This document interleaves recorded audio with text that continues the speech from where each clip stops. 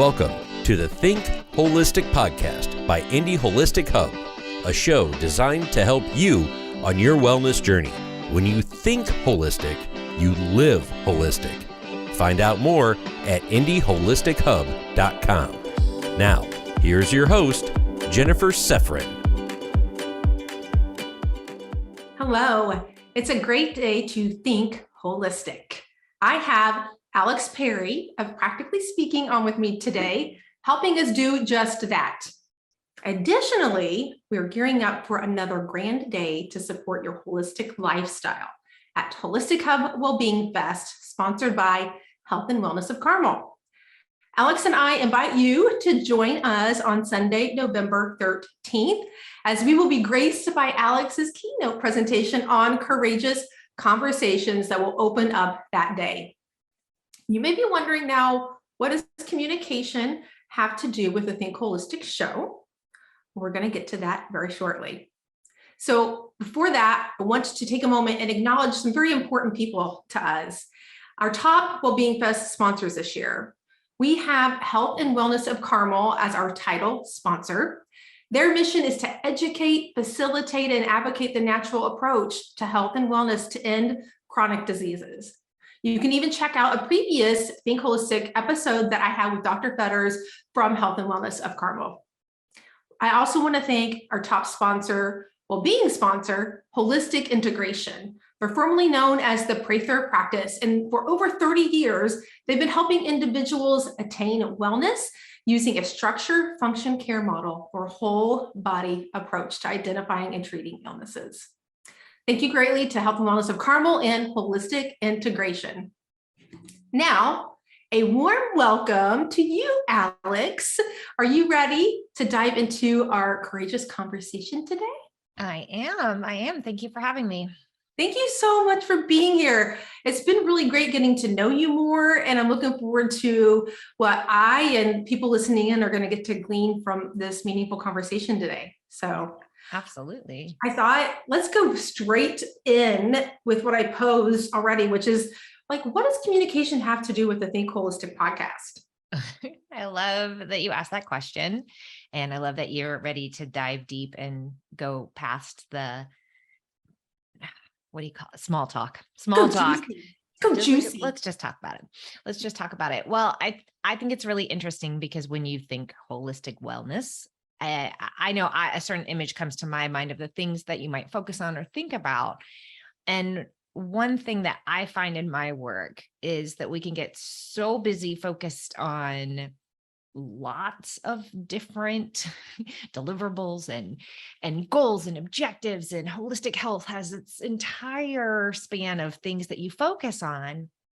And I always bring people back to, but does any of that exist without communication?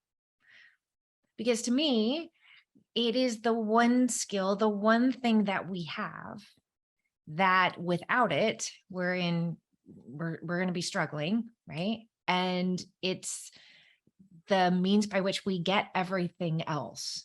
And so when I think about being holistic, I think about this piece about how we talk to ourselves, how we talk to other people, talk with other people is critically important to how good we feel and how good we make other people feel.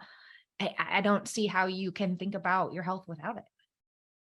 I love and appreciate that you talked about the internal dialogue along with the external dialogue that we might have with ourselves, because I talk to myself sometimes, and that we might have with others around us. So it really shapes our lives and affects how we experience things. To me right now in our world, like claiming back that human connection is so important. And so to be able to communicate, and we communicate in many ways, right? Absolutely. Like I think about, I gesture a lot, words, emotions, and expressions. There's lots of tone of voice, our body language, how we write. All of those are components of how we communicate. And back to your point, it's essential that how we communicate with ourselves first is positive, is reinforcing, is helpful, is insightful, I talk a lot about head trash. I work with a lot of individuals who have imposter syndrome and these feelings of self-doubt and just how much that internal dialogue then impacts how we show up externally. And so I am on a mission to help as many people as possible create really good, clear communication within themselves and then with others as well. Mm. Because how we speak is contagious. And you probably know that because within the holistic community, you probably have an entire set of lingo and words and terms that you use that if you're not part of that community, you may not know. So it's Yes, communication is very the true. thread that ties us all together. Yeah, very true. And realizing our language isn't always someone else's. So how do we meet people where they're at? Which I think is really important, especially in holistic care, especially for professionals out there. They're speaking their lingo, they're speaking from their perspective per their education, their background. And so that can be a barrier sometimes to connecting with the people out there looking for the holistics. Yes. So there's a couple of different ways to think about this. If I'm thinking about a listener that wants to communicate with, let's say, a traditional healthcare professional, is always walk in with no assumptions. So, and that's hard to do because I always say we walk in with assumptions everywhere we go and we assume, right? I might assume that a holistic person thinks this or, straight up medical person thinks this. And we create these unrealistic kind of dramas within our head. And so walk in with the assumption, first of all, that everybody's there for a good and common purpose, that we're here to accomplish something great. And then how do you, as someone who may have a different perspective, express that perspective and educate while you talk? So I think about if I am going to a medical provider and I have a particular question about something that's been recommended. Let's say, what's a hot topic in holistic health? How about Let's see, but just a question about let's say medication. Like a medication, like an antidepressant. So being able to say, okay, well, you're recommending this. Are there other options? I've heard about this option. Coming prepared to ask really insightful questions about information that you may already know, but they don't necessarily know. And say, well, have you ever heard of this? Or have you looked at this particular study? What do you think of that? So one great way to get on common ground with someone else, especially someone who might have a different perspective, is to ask, what do you think? What do you know? So instead of being the fount of all knowledge, which is super fun for all of us, like, I love telling you what I know, but going in with that perspective of, what do you think? What's your advice? And then, hey, that doesn't sound congruent with what I'm thinking about. What would you think about if we did this and this? And I think what we find is that most people are willing to meet us in that space that says, we don't have all the answers, but together we might have more. So together we might have more. Yes, yes, yes. I love that. Yes. I also, gosh, I love that so much. I lost my train of thought. You can lose your train of thought. That's great.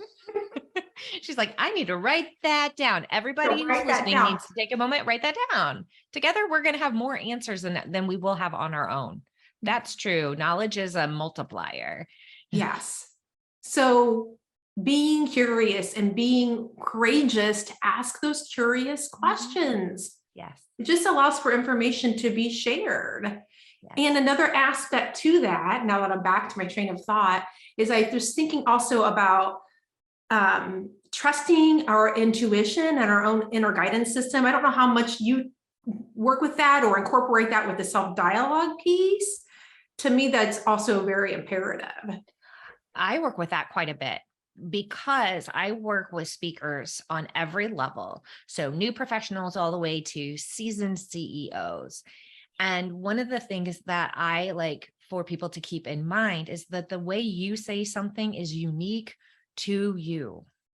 And so you need to trust your wording. You need to trust your intent. and really question as you're preparing for a presentation or you're preparing for a conversation, question your intent, make sure it's aligned with your values, that what you are doing, it holds true for you, because that's the only thing that you can control. So a lot of people think, oh, I want to make all these changes with what I say. And yes, I want my words to impact you, but I can't control the impact of my words on somebody else. So I have to make sure that my intent is pure, that my expectations are clear. And so really thinking about those pieces is this true to me? Because Jennifer's not going to talk like Alex, and Alex isn't going to talk like Jennifer. So when I am speaking, am I being the person that I intend to be, that I want to be? Because I think there's a lot of mimicry that happens at work. There's a lot of putting on masks and trying to fit into social norms. And some of that, like, I get it, right? We have to survive and we want to fit in. And we also want to make sure that our words match our actions. Yes, I have tinglies. Amen. I agree totally. And that's a great point. I know we're going to get into some more specific tips for those listening in. This is so great. I love this conversation. I would love for people to know a bit more about you, Alex Perry, and a bit about your journey and what's led you here today, maybe even a pivotal moment that has brought you to where you are and what you do. Yeah, well, I'll just give some context on my background. So I own Practically Speaking. I have done this for a little over 5 years. And this really stemmed, my background is as a speech-language pathologist. And if you don't know what a speech-language pathologist does, we work with individuals who either by accident, illness, injury, and or by birth, either didn't develop or lost our ability to communicate. And so that's communication on a very broad scale. So everything from how sounds develop to executive level cognitive function. So I worked with individuals from NICU babies all the way up to 105. And so I've seen all sorts of amazing stories and watched people go through some incredible struggles. And for me, there's no greater power than our ability to communicate. So I have this passion for, hey, are we thinking about this? Are we talking about this enough? Are we challenging ourselves enough? Are we making the attempt? I'm not about perfection or pretty perfect polished. There's places for that, but for the most part, it's using communication to connect.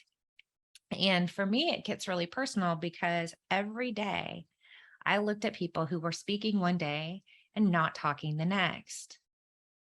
And so I ask this question every time I'm in front of an audience, whether it's an audio audience like this or a live audience or a virtual audience. It's what would you say today if you knew tomorrow that you would never speak again?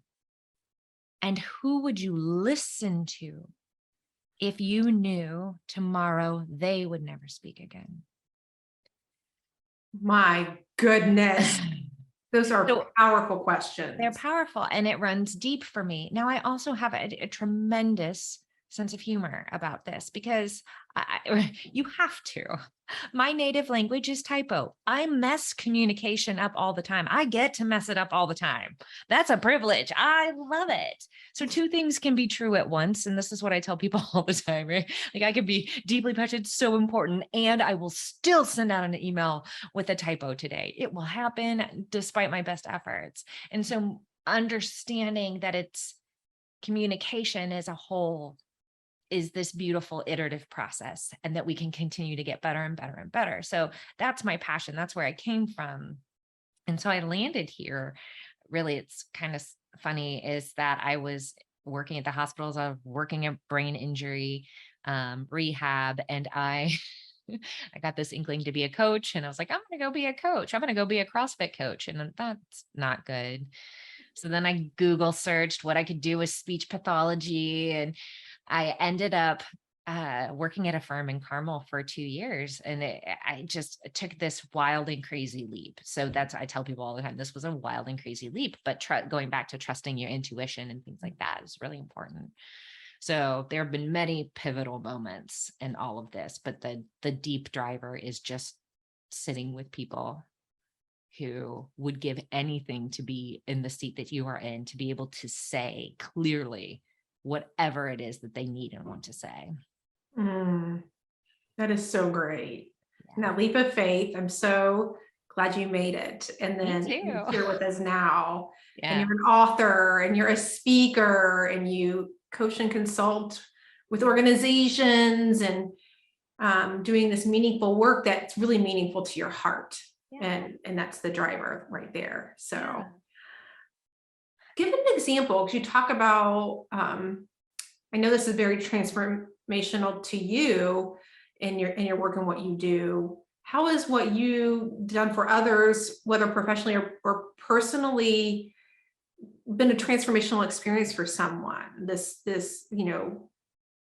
idea of courageous conversations. And so I have gotten to be the person, and I love this role. I consider myself the front row fan, the cheerleader, the person who is going to support you through this process. I've gotten to do this on so many incredible levels. So when I think about, I'll give you two examples of just really powerful stories. I have been able to coach for multiple TEDx events and help individuals who normally wouldn't have their stories heard on a very large platform. So talking with Claudia Angeli, I coached her. She is a researcher from Vanderbilt and focused solely on spinal rehabilitation. And so helping her tell the story, because again, she's a researcher, speaking on a stage terrified her. She didn't want to do it. I'm not a good storyteller. I don't know how to tell stories. All I do is present data and facts to physicians. I don't tell stories. So helping her craft this incredible narrative around a gentleman that wasn't walking, who now is walking, based on the research that she did and the therapy that she did with this particular person. To be the person to help her get that story out is incredible. And I get to do that frequently. I don't know if you've ever heard of Rise and Thrive, but I'm the coach for the Rise and Thrive groups. And so helping women, 7 women over a 7-month experience, share their personal stories on a stage, and just knowing how impactful it is. You talk about wellness and health and well-being. And when we have truly healed from a story, because I think this is important to note, when we've truly healed from a story, we're able to tell it from a place of great intent and in great encouragement. And so those are pivotal moments. Another, on a day-to-day pivotal moment, I work with a president of a company who speaking is not his natural default. He's an introvert. And so, but he knows he needs to communicate with his company. And so we have worked together to create videos. We've been at it for 16 weeks. And the initial feedback, and I told him this would happen, is that people will naysay it. They will say it's, you're doing too much, or it's, they're not fancy enough. They don't look great, or you sound funny. And he got all of that feedback, but we kept going because even though he got that feedback, the overwhelming proportion of the company that was so excited to just have their president talk to them because they don't get to interact with him on a day-to-day basis has been overwhelming. And so now for 15 weeks, he's been able to educate and connect with and answer questions and do it on this big scale that has had this tremendous impact. So I look at that and I go, right. He is combining the multiple companies into one company, and he's leading that, even though it's uncomfortable, even though it's not his default, and he's getting better and better as he goes. And that, to me, watching those incremental bits of progress is, it's the be all end all. I love it. Right. Oh, it doesn't all just happen at once. It's a beautiful process. Yeah. And how wonderful for you to be there to support and hold the hand. And or he would tell you I don't hold his hand. He would tell you I kick his butt.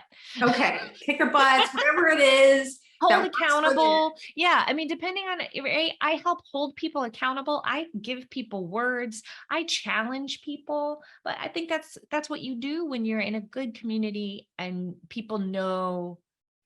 You have to make people feel safe first. So psychological safety is, I'm sure, a huge topic in your community. And if we don't feel safe to talk first, We're not going to. So safety, then challenge.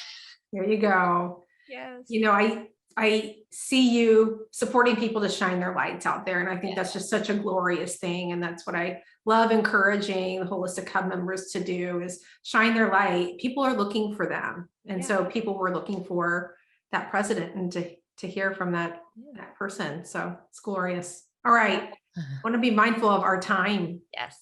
Because I want us to get to the tips as well. Of course. That's an important part of Think Holistic, is we want to help people think holistic in their day-to-day lives and take new steps or try new steps on to see if it fits well for them. So tell us what you got for us. What's your tip number one? Oh, tip number one. So is to get clear. And that sounds really easy. And what you find is that that's not so easy.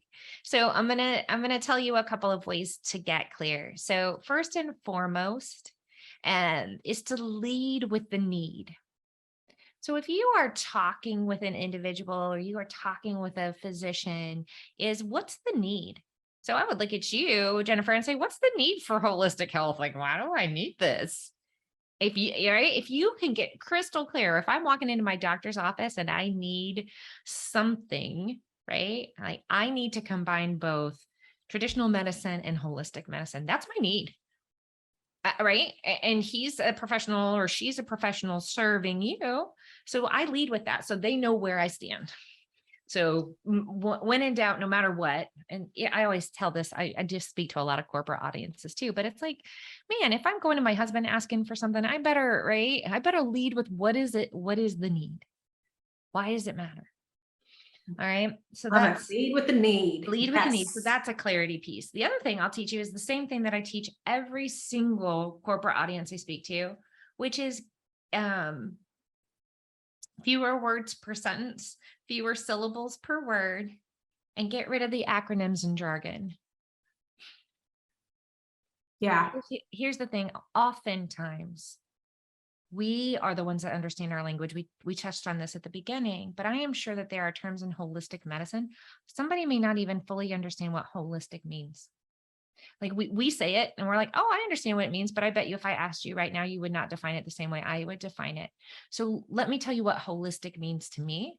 Let me tell you what CBD is, because maybe I'm just guessing here, but not everybody knows what CBD means. I was with a group yesterday, and I always love this challenge because I will say IT. What does IT stand for?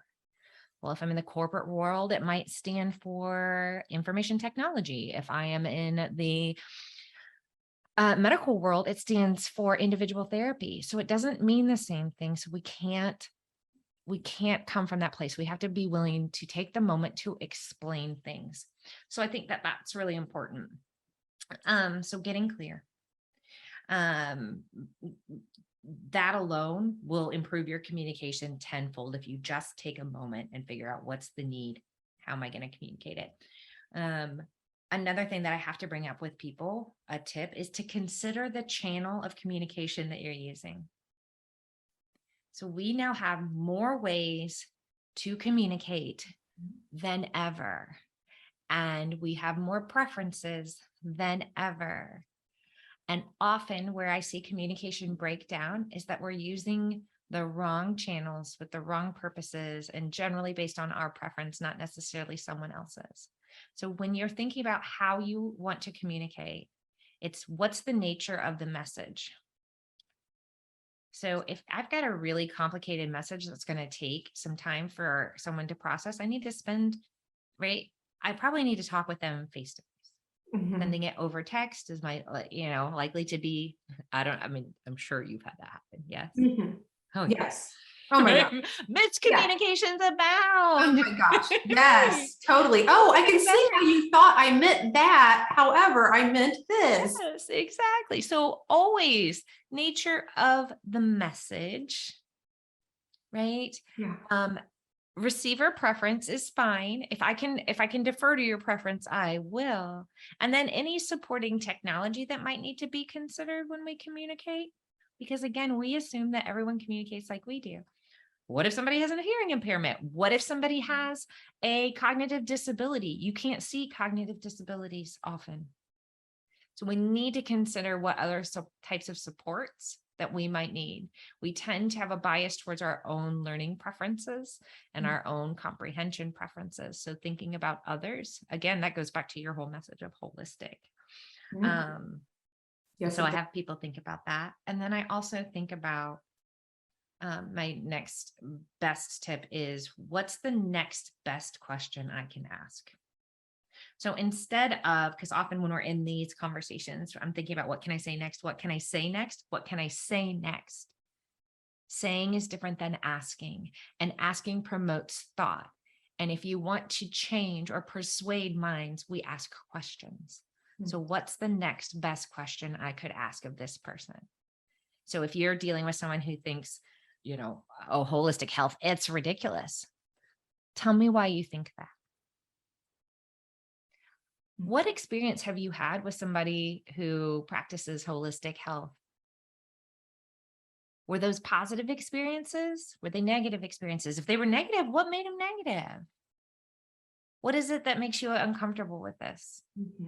Asking those kinds of questions is going to get you way more information and show genuine interest and care, and not that I'm just trying to convince you of something. And ultimately, you don't have to have something to say. Good questions, and now you have information to take away with you that can bring some grand clarity as you process it through the day. 100%. And communication isn't final. I think so often we think we only get one shot, or that if we don't get it right the first time, we're afraid to ask for a do-over. Ask for a do-over. Like, I didn't get that right. Let me try again. Let me try again. And most people, again, if intent is good and spirit is good, then lots of people will give you more than one opportunity to communicate your message. Yes, indeed. That is a great point. I love your tips. Thank you so much. You're welcome. I hope you were writing those down out there. And Alex, what might people get from you by coming to Wellbeing Fest and being with us in person and hearing your keynote on November 13th? Oh my gosh. So, what they'll get is exactly what I just told you about. And I apologize, there's noise outside of my hallway, if you can hear that. You will get good questions. If I have a skill set, it's the ability to open up a room and to get people talking and to get people engaged with each other. So what you will get from me is high level of energy, high level of questions. You'll get some great tips, but more importantly, when I think about the importance of gathering, is that you will have a curated opportunity to connect with each other during the space that we'll create. So I can't wait. It's going to be fun. I am looking so forward to it as well. It is going to be fun. People will be able to also interact with you and ask you questions. You'll be with us throughout the whole day at Wellbeing Fest as well. So yes. I'm looking forward to it. I can't wait. All right. So we invite you to learn more about Alex and check her out online. Her website is pswithalex.com. And we invite you to follow us to Wellbeing Fest on Sunday, November 13th. You can find more by going to the Indie Holistic Hub website at indieholistichub.com and clicking on Wellbeing Fest. All right. Thank you, Alex, so much for being with us today. And I look forward to seeing you soon on November 13th. Thanks for having me. Okay. Everyone out there, be well. Thank you for listening to the Think Holistic podcast by Indie Holistic Hub, a show designed to help you on your wellness journey. When you think holistic, you live holistic. To find holistic professionals near you, go to indieholistichub.com.